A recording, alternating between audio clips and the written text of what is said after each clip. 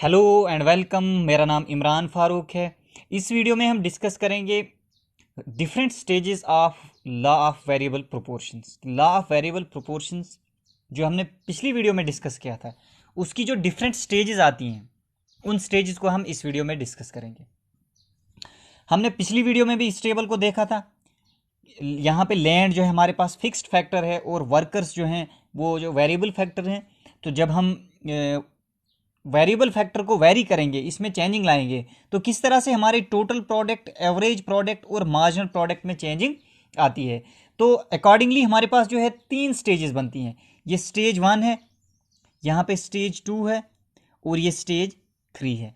इसी तरह अगर हम डायग्राम देखेंगे तो डायग्राम में भी हमारे पास ये वाली स्टेज जो है ये स्टेज 1 है, यहाँ पे ये स्टेज 2 है और यहाँ पे हमारे पास ये स्टेज 3 है। अब हम देखेंगे कि स्टेज 1, 2 और 3 क्या होता है इन डिफरेंट स्टेजेस में। कि स्टेज 1 सबसे पहले हम देखेंगे, यहाँ पे क्या होता है, इंक्रीजिंग रिटर्न्स होते हैं। स्टेज 1 में हमारे पास इंक्रीजिंग रिटर्न्स होते हैं। क्या होता है कि the average product reaches the maximum and equals the marginal product. Stage 1 में हमारे पास एवरेज प्रोडक्ट जो है वो मैक्सिमम पे पहुंचता है और मार्जिनल प्रोडक्ट के बराबर हो जाता है। This stage relates to increasing average returns. इस स्टेज में क्या होता है, इंक्रीजिंग एवरेज रिटर्न्स हमारे पास होते हैं और इसी स्टेज में हमारे पास मार्जिनल प्रोडक्ट भी जो है वो इंक्रीज कर रहा होता है। In this stage marginal product is also increasing. इस स्टेज में क्या होता है कि एवरेज प्रोडक्ट वो मैक्सिमम पे पहुंचता है, मार्जिनल प्रोडक्ट के बराबर हो जाता है और इसी स्टेज में जो है एवरेज प्रोडक्ट जो हमारे पास जो एवरेज रिटर्न्स जो हैं वो इंक्रीज होते हैं और मार्जिनल प्रोडक्ट भी हमारे पास जो है वो इंक्रीज होते हैं। हमारे पास नेक्स्ट स्टेज जो है वो स्टेज 2 है। इस स्टेज में डिमिनिशिंग रिटर्न्स होते हैं। Here total product increases at diminishing rate. कि टोटल प्रोडक्ट जो है वो इंक्रीज कर रहा होता है लेकिन टोटल प्रोडक्ट जो है वो डिमिनिशिंग रेट पे, यानी कि वो जो जिस रेट से वो पहले इंक्रीज कर रहा था उस रेट से अब वो इंक्रीज नहीं कर रहा है, वो डिमिनिशिंग रेट पे जो है वो इंक्रीज कर रहा है। And average and marginal products decline. कि एवरेज और मार्जिनल प्रोडक्ट्स जो है वो भी कम हो रहे हैं। ये स्टेज 2 में हो रहा है। उसके बाद जो हमारे पास नेक्स्ट आएगा वो है स्टेज 3। यहां पे नेगेटिव मार्जिनल रिटर्न्स होते हैं। Here production does not take place. इस स्टेज में जो है प्रोडक्शन जो है वो नहीं हो रही होती है। Total product starts declining. Total product जो है वो डिक्लाइन होता है and marginal product becomes negative और मार्जिनल प्रोडक्ट जो है वो नेगेटिव हो जाता है। ये स्टेज 3 में। अब इन सभी स्टेजेस में से बेस्ट स्टेज कौन सी है, सबसे जो स्टेबल और सबसे इकोनॉमिकल स्टेज जो है हमारे पास वो कौन सी है। देखिए सबसे पहले हम देखेंगे स्टेज 1 में, when the production takes place the fixed factor is too much in relation to variable factor. कि स्टेज 1 में जब प्रोडक्शन हो रही होती है तो फिक्स्ड फैक्टर वेरिएबल फैक्टर के मुकाबले में हमारे पास बहुत ज्यादा होता है। जब स्टेज 1 में प्रोडक्शन हो रही होती है तो हमारे पास जो fixed factor in comparison to variable factor जो होता है वो हमारे पास बहुत ज्यादा होता है। तो यहां पे अगर हम प्रोडक्शन करेंगे तो हमारी प्रोडक्शन जो है वो अनइकोनॉमिकल होती है। It is therefore uneconomical to use fixed factor optimally. यहां पे हमारे पास हम जो है फिक्स्ड फैक्टर को सही तरीके से यूज में नहीं ला सकते हैं, because both the average product and total production are increasing. कि अभी हमारे पास जो एवरेज प्रोडक्ट और टोटल प्रोडक्ट वो इंक्रीज कर रहे हैं।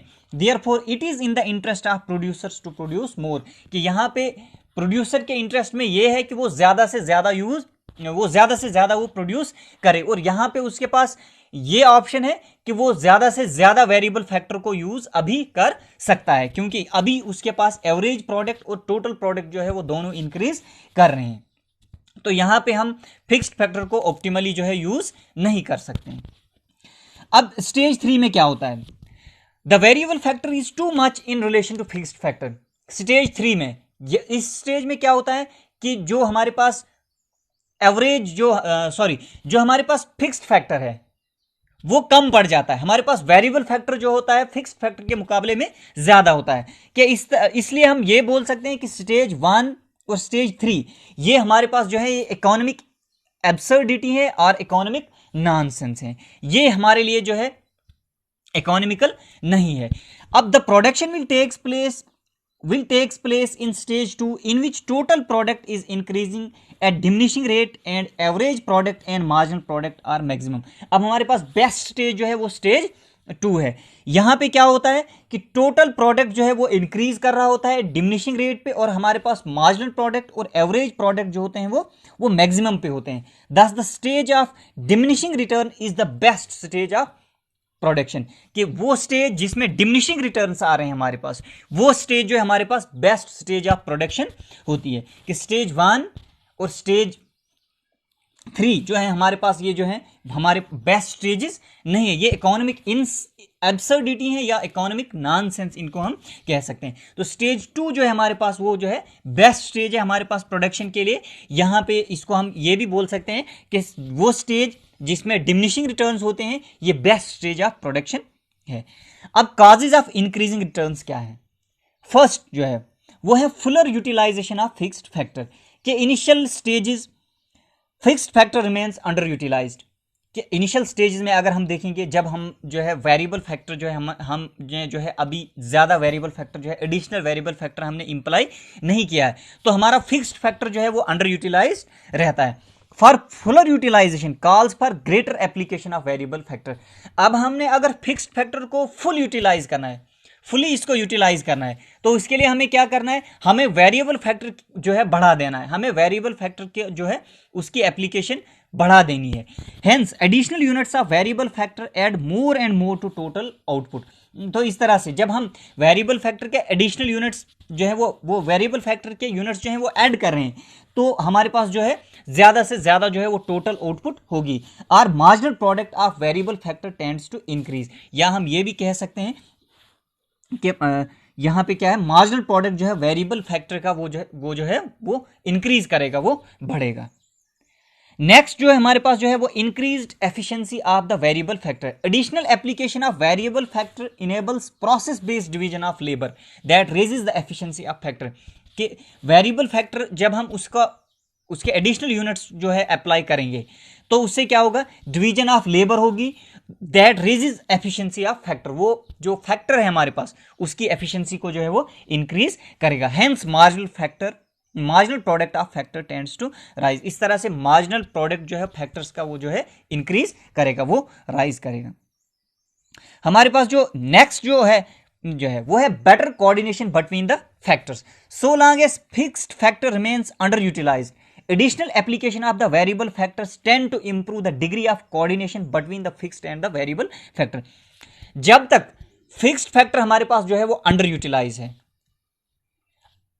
उस केस में अगर हम जो हमारे पास वेरिएबल फैक्टर है उसके एडिशनल यूनिट को यूज करें, तो वो एडिशनल यूनिट जो है वो कोऑर्डिनेशन बढ़ा देंगे फिक्स्ड फैक्टर और वेरिएबल फैक्टर के, कि वो कोऑर्डिनेशन को इंप्रूव करेंगे। The variable factors tend to improve the degree of coordination between the fixed factor and variable factor. और इस तरह से हमारे पास जो है वो इंक्रीजिंग रिटर्न्स आएंगे। कि हमारे पास जो फिक्स्ड फैक्टर है अगर वो अंडर यूटिलाइज है, तो उस केस में अगर हम वेरिएबल फैक्टर के यूनिट्स बढ़ा देंगे, तो उस केस में क्या होगा कि जो फिक्स्ड फैक्टर और वेरिएबल फैक्टर के बीच में कोऑर्डिनेशन जो है वो इंप्रूव होगा, और हमारे पास जो है रिटर्न्स जो है वो इंक्रीजिंग रिटर्न्स होंगे।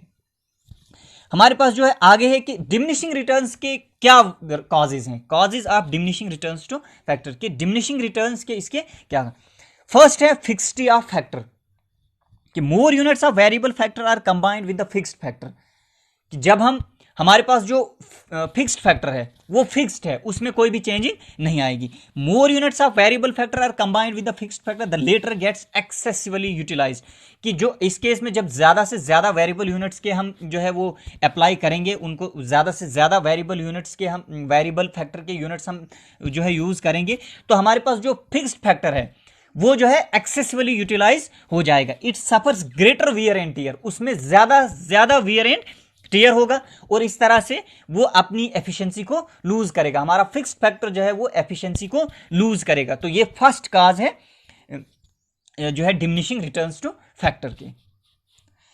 सेकंड वन है इम्परफेक्ट फैक्टर सब्स्टिट्यूटेबिलिटी। अब जो फिक्स्ड फैक्टर और वेरिएबल फैक्टर हैं ये एक दूसरे के जो हैं वो सब्स्टिट्यूट नहीं है। Factors of production are imperfect substitutes of each other. Diminishing returns are born to set in if only the variable factor is increase to increase the to increase output, कि डिमिनिशिंग रिटर्न्स जो हैं वो हमारे पास आएंगे जब हम variable factor को जितना ही बढ़ाएंगे, अगर हम हमारे पास जो फिक्स्ड फैक्टर है उसको हम बढ़ाएं, उसको हम नहीं इंक्रीज करेंगे, उसको नहीं बढ़ाएंगे, क्योंकि जो फिक्स्ड फैक्टर और वेरिएबल फैक्टर हैं ये जो है इम्परफेक्ट सबस्टिट्यूट हैं एक दूसरे के, ये जो है एक दूसरे के सबस्टिट्यूट नहीं है। उसके बाद जो थर्ड रीजन है डिमिनिशिंग रिटर्न्स का, वो है poor coordination between the factors causes diminishing return, कि जब हम एक्सेसफुली हम फिक्स्ड फैक्टर को यूटिलाइज कर रहे हैं तो उस केस में क्या होगा, जो फिक्स्ड फैक्टर और वेरिएबल फैक्टर उनके बीच में जो है पोर कोऑर्डिनेशन होगी, तो पोर कोऑर्डिनेशन की वजह से उनमें क्या होगा, कॉजेज जो है वो डिमिनिशिंग रिटर्न्स आएंगे हमारे पास। तो इस वीडियो में हमने ये सब देखा। Thank you for watching this video.